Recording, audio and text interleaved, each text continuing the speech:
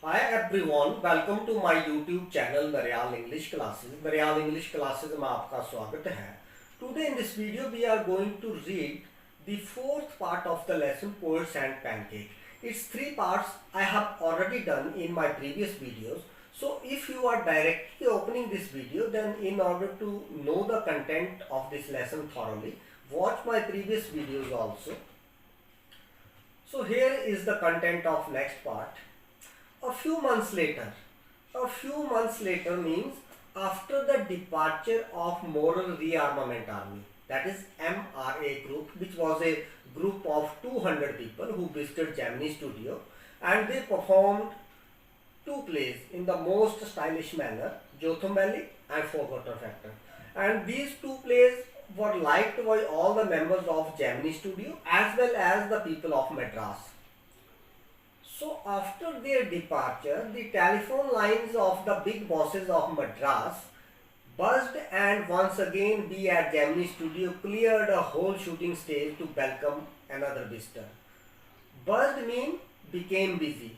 So once again the telephone lines of the big bosses of Madras, they became busy because they had to welcome another visitor, and they cleared the whole shooting stage in order to welcome them. तो एक बार फिर से उन्होंने shooting stage जो थी उसको खाली कर दिया. All they said was that he was a poet from England. The people were saying that the poet who was coming there, he was from England. The only poets from England the simple Gemini staff knew or heard of were Wordsworth and Tennyson. The more literate ones knew of Keats, Shelley and Byron. तो जो Gemini staff जिन poets के बारे में परिचित था वो नाम थे वर्ड्सवर्थ और टेनिसन, और कुछ एक कीट्स, शैली और बायरन के बारे में भी जानते थे. Those who were more educated they knew about Keats, Shelley and Byron, and some of them were familiar with Wordsworth and Tennyson, and only one or two person they were familiar with the name Elliot.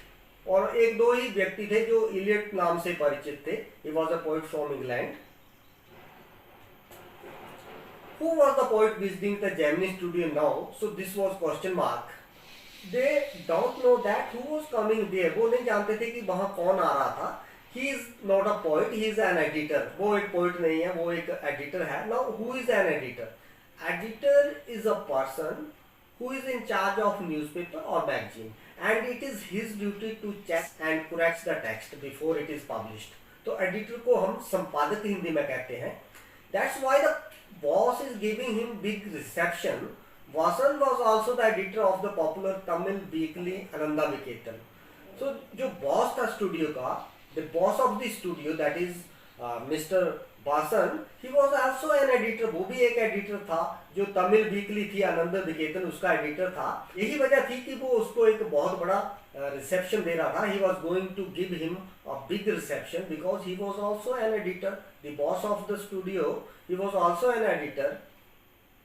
He wasn't the editor of any of the known names of British publication in Madras. तो जो मद्रास में British publication के जो भी वहाँ पर newspaper या magazine आते थे उनके संबंधित तो वो एडिटर नहीं था. Those known at the Gemini studio, जिससे Gemini studio वाले परिचित थे. Since the top men of the Hindu were taking the initiative, जो द हिंदू पब्लिकेशन है इंडिया का, उसके जो टॉप मैन थे, top man mean the main person of the Hindu, they were taking the initiative. Initiate का मतलब होता है पहल करना, तो वो पहल कर रहे थे इस काम के लिए. The सरमाइज was that the poet was the editor of A daily. तो ये भी अनुमान लगाया जा रहा था कि ये जो आने वाला व्यक्ति है, he was the editor of A daily, but not from the Manchester guardian और द लंदन टाइम्स. परंतु जो उसके जो लीडिंग पब्लिकेशन है, जो मैनचेस्टर गार्डियन हुआ या लंदन टाइम, उनमें से नहीं था वो. सरमाइज यहाँ पर कहेंगे हम अनुमान को. सरमाइज mean gas, gas on the basis of known facts. That was all that even the most well informed among us new. जो जेमिनी स्टूडियो में सबसे इन्फॉर्म्ड जो लोग थे, those who were well informed, even they were not familiar with the person who was visiting there. Well informed उसको कहेंगे जो पूरी जानकारी रखता हो. At last, around 4 in the afternoon, the poet, the editor arrived. Now, poet bracket में और the editor लिखा है. It means they were not sure that who was coming. Either he was a poet or the editor. तो वह दोपहर के बाद 4:30 बजे वहां पर पहुंचा.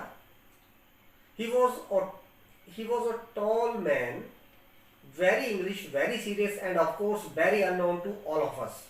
तो जो व्यक्ति वहां पर आया, he was a tall man, वो एक लंबा व्यक्ति था, and very English, very English means he was a Britisher and very serious. He was very serious and of course very unknown to all of us. And he was unknown to all the members of the Gemini studio. Battling with a half a dozen of pedestal fans on the shooting stage, the boss read out a long speech. तो battling means संघर्ष करना. With half a dozen of pedestal fan. Pedestal fan किसको कहेंगे? The picture is shown here. जो इस तरह जो लंबी गर्दन वाले फैन होते हैं, जो उनको पेडेस्टल फैन कहा जाता है. तो half a dozen of pedestal fans were placed there on the shooting stage, and the boss had to struggle. Had to struggle means the air of the fan that was distracting the boss. The boss read out a long speech. उसने एक लंबा चौड़ा भाषण दिया boss ने. Boss कौन? Mr. Basan. It was obvious that he too knew precious little about the poet or the editor. So obvious means clear. So it was clear that he too knew very little about the poet. वो भी उसके बारे में बहुत ही कम जानता था. Precious little mean very little. It means he was unknown to him. The speech was all in most general terms. जो उसने भाषण दिया, that was very common. That was in general terms. But here and there it was peppered with. It was peppered with. It means it was mixed with the words like freedom and democracy. तो उसमें freedom और democracy जैसे word भी include किए गए थे. Then the poet spoke. So when the speech of boss was over, after that the poet spoke, who was visitor there. He couldn't have addressed a more dazed and silent audience. तो उसने इससे पहले इस तरह की जो audience थी उसको संबोधित नहीं किया होगा. Dazed means surprised. Now why they were surprised? Because they were unknown to him. So that's why they were silent. No one knew what he was talking about, and what his accent defeated any attempt to understand what he was saying. कोई नहीं जानता था कि वो क्या बोल रहा है. What he was talking about, किस बारे में वो बात कर रहा है. And his accent, जो उसका जो बोलने का तरीका था, accent mean pronunciation, defeated any attempt to understand what he was saying. तो अगर कोई कोशिश भी कर रहा था, if someone was attempting to understand his language, he was defeated by his accent. तो वो जो उसकी जो बोलने का तरीका था, वही उनको समझने नहीं दे रहा था. जब भी कोई ब्रिटिशर बात करता है तो उसकी जो इंग्लिश होती है वो आसानी से समझ नहीं आती है. यही वजह है, उसके लिए कहा जा रहा है कि his accent defeated any attempt to understand what he was saying. The whole thing lasted about an hour. जो भी उसने लंबा चौड़ा भाषण दिया, ये लगभग 1 घंटे तक चला. Then the poet left and we all dispersed in utter bafflement. After that we dispersed. Dispersed means scattered. उसके बाद हम चले गए.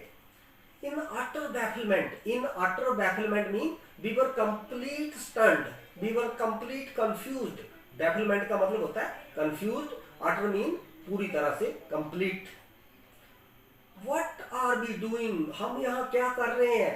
What is an English poet doing in a film studio? एक English poet जो है वो film studio में क्या कर रहा है?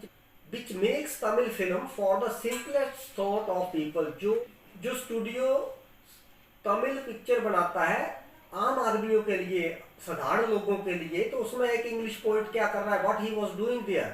People whose lives least afforded them the possibility of cultivating a taste for English poetry. Cultivate होता है to develop, तो cultivating mean developing.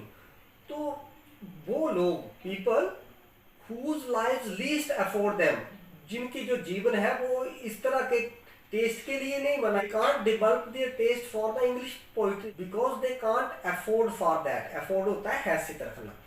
The poet looked pretty baffled too. और जो वहां पर व्यक्ति आया था, the poet who visited there, he was also surprised, he was also confused, baffled mean confused, तो वो भी पूरी तरह चकराया हुआ था। For he too must have felt the sheer incongruity of the talk about the thrills and travails of an English poet. Travels का मतलब होता है अनप्लेजेंट एक्सपीरियंस, असुखद अनुभव। थ्रिल्स हो गया आपका एक्साइटमेंट, रोमांच। इनकॉन्ग्रुइटी का मतलब हो गया जो चीज तर्क संगत ना लगे, जैसे ये पिक्चर में दिखाया गया है। शीर का मतलब हो गया कंप्लीट।